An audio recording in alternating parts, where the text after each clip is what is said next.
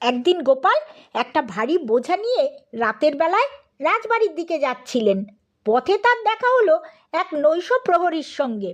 সে কাজে নতুন যোগ দিয়েছে, গোপালকে তাই চেনে না।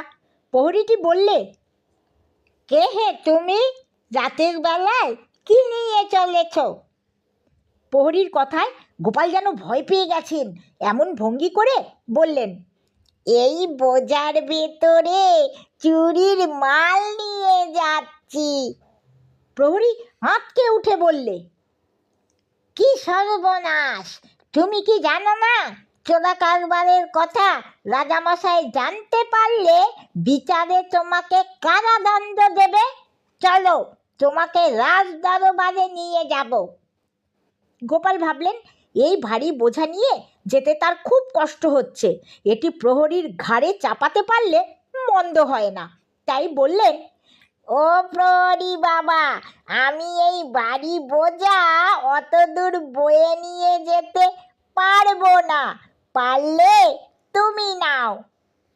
প্রহরী ভাবল, তার নতুন চাকরি আর ভাগ্যক্রমে চোরা কারবারি ধরা পড়েছে, একে ছাড়লে চলবে না। মাল সমেত আসামিকে রাজার কাছে হাজির করতে পারলে তার পুরস্কার বাঁধা। এই ভেবে সে বোঝাটা ঘাড়ে তুলে নিলে আর সারাটা পথ বয়ে নিয়ে চললে।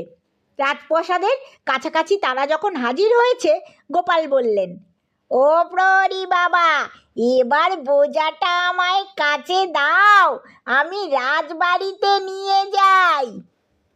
প্রহরী বললে, তার মানে?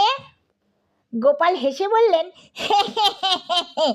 এ তো রাজামশাইয়ের জিনিস, তার জন্যই তো নিয়ে যাচ্ছিলাম।